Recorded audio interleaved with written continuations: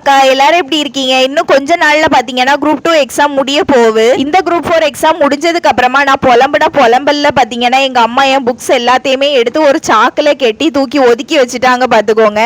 இப்பதான் நாடு கடத்தின புக்கை எல்லாத்தையும் எடுத்து மறுபடியும் தூசி தட்டலாம் அப்படின்னு சொல்லி எடுத்து வச்சிருக்கேன். இந்த குரூப் 2 எக்ஸாம் முடிஞ்சதுக்கு அப்புறமா நெக்ஸ்ட் குரூப் 4 எக்ஸாமுக்கு ப்ரிப்பேர் பண்ண ஸ்டார்ட் பண்ணலாம் அப்படின்னு தான் ஃபர்ஸ்ட் நான் என் மைண்ட்ல யோசிச்சு வச்சிருந்தேன் பாத்துக்கோங்க. அதுக்கப்புறமா தான் எனக்கு தோணுச்சு லாஸ்ட் குரூப் 4 எக்ஸாம் முடிஞ்சதுக்கு பிறகு பாத்தீங்கன்னா எனக்கு புக்கை எடுத்து படிக்கவே மனசு வரல. அது உங்களுக்கே தெரியும், நான் படிக்கவும் இல்லை, எந்த வீடியோஸும் நான் கொடுக்கவே இல்லை அப்படின்னு. நான் அப்படியே பார்த்தீங்கன்னா கெட்டி வச்ச புக்கை வாயை தான் பார்த்துக்கிட்டு இருந்தேன் இவ்வளவு நாள். புக்கை எடுத்து பார்த்தீங்கன்னா ரொம்ப நாள் ஆச்சு, அதாவது படித்து ரொம்ப நாள் ஆச்சு. அப்படிங்கிறதுனால குரூப் 2 முடிஞ்சதுக்கு அப்புறமா ஃப்ரெஷ்ஷாக படிக்க ஸ்டார்ட் பண்ணும்போது ரொம்ப தடங்கள் வரும் பார்த்துக்கோங்க. ஏன்னா மைண்ட் அளவில் நம்ம ப்ரிப்பேராக இருக்க மாட்டோம் படிக்கிறதுக்கு. அதனால தான் பார்த்தீங்கன்னா இப்போவே புக்கெல்லாம் எடுத்து தூசி தட்டிட்டு இருக்கேன். இப்போவே பார்த்தீங்கன்னா கொஞ்சம் கொஞ்சம் ஆரம்பித்து வச்சாதான் அந்நேரம் படிக்கிறதுக்கே கொஞ்சமாவது மனசு வரும் அப்படின்னு எனக்கு தோணுது. இன்னொரு விஷயம் என்ன அப்படின்னா, நான் இப்போ ஒர்க்குக்கும் போறேன் அப்படிங்கிறதுனால ஈவினிங் தான் என்னால படிக்கவும் முடியும். லாஸ்ட் டைம் பாத்தீங்கன்னா கிருஷோபா சாரோட 19 ஷெட்யூல் பேஸ் பண்ணி தான் நான் குரூப் 4 எக்ஸாம்க்கே ப்ரிப்பேர் பண்ணேன் பாத்துக்கோங்க. உண்மையாவே ஒர்த்தா இருந்துச்சு அந்த 19 ஷெட்யூல்.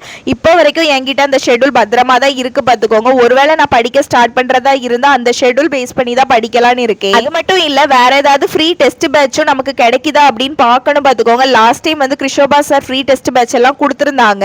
அது மாதிரி இந்த வாட்டி யாராவது கொடுக்குறாங்களா அப்படின்னு வெயிட் பண்ணி தான் பார்க்கணும் பாத்துக்கோங்க. அப்படி ஏதாவது வந்துச்சு அப்படின்னா அந்த ஷெட்யூல் பேஸ் பண்ணி படிக்கணும். இனிமே என்னோட படிப்பை பொறுத்த வரைக்கும் பாத்தீங்கன்னா பார்ட் டைம் தான் படிக்க முடியும். ஏன்னா உங்களுக்கே தெரியும் நான் ஃபுல் டைம் ஒர்க் போறேன் அப்படிங்கிறதுனால ஈவினிங் மேலதான் எனக்கு படிக்கிறதுக்கும் டைம் கிடைக்கும்.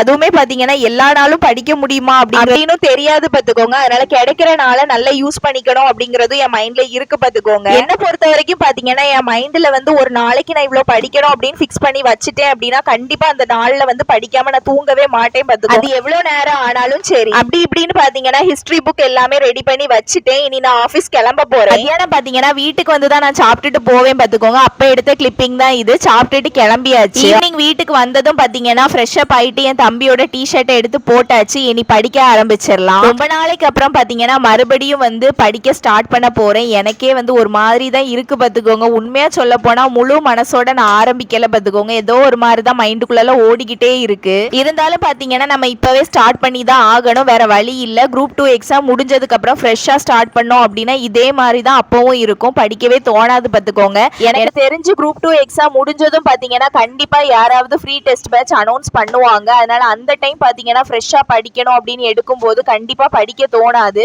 அதான் பாத்தீங்கன்னா இப்பவே கொஞ்சம் கொஞ்சமா ஆரம்பிச்சா கூட பரவாயில்ல அப்படின்னு சொல்லிட்டு படிக்க ஸ்டார்ட் பண்ணியிருக்கேன். தமிழை பொறுத்த வரைக்கும் பாத்தீங்கன்னா எப்படி படிக்கணும், எங்க இருந்து ஆரம்பிக்கணும்னு எனக்கு சத்தியமா வந்து தெரியல பாத்துக்கோங்க. அதனால நான் தமிழ் வந்து ஸ்டார்ட் பண்ணவே இல்லை. இதே இது வந்து நம்ம நார்மலா படிக்க ஆரம்பிச்சிருந்தேன் அப்படின்னு பாத்தீங்கன்னா கண்டிப்பா நான் வந்து தமிழ் தான் படிக்க ஸ்டார்ட் பண்ணியிருப்பேன். தமிழை ஃபுல்லா வந்து நல்லா ரிவைஸ் பண்ணி முடிச்சதுக்கு அப்புறமா தான் நான் வந்து ஜிஎஸ் பக்கமே வருவேன் பாத்துக்கோங்க. ஆனா இப்ப இருக்கிற நிலைமையில தமிழ் எங்க இருந்து படிக்கிறது, எப்படி படிக்கிறதுன்னு எனக்கு இப்ப வரைக்குமே ஐடியாவே இல்லை. ஹிஸ்டரியை பொறுத்த வரைக்கும் ஆரம்பமே பாத்தீங்கன்னா இண்டஸ் வேலி சிவிலைசேஷன் தான், சிந்து சமவெளி நாகரிகம். அதுதான் பாத்தீங்கன்னா இன்னைக்கு படிக்கலாம் அப்படின்னு எடுத்திருக்கேன். ஆல்ரெடி பாத்தீங்கன்னா நல்ல கரைச்சி குடிச்ச பாடங்கள் தான். இப்ப வந்து சும்மா ரிவைஸ் தான் பண்ணிட்டு படிக்க ஆரம்பிச்சப்போ பாத்தீங்கன்னா எனக்குள்ளால நிறைய பயம் தான் இருந்துச்சு. ஏன்னா எல்லாமே மறந்துருக்குமோ அப்படிங்கிற மாதிரி. ஏன்னா ரொம்ப நாள் ஆச்சு பாத்தீங்களா புக்கை திறந்து, அதனால நல்ல பயமா இருந்து. ஆனா உண்மையே சொல்ல போனா எனக்கு வந்து அந்த மாதிரி மறந்த மாதிரி எல்லாம் ஒரு ஃபீலே இல்ல பாத்துக்கோங்க. ஏதோ ரொம்ப நாள் கழிச்சு ரிவைஸ் பண்ண மாதிரி ஒரு ஃபீல் தான், மத்தபடி ஒண்ணு. சரி, டாடா பாய், நெக்ஸ்ட் வீடியோல பாப்போம்.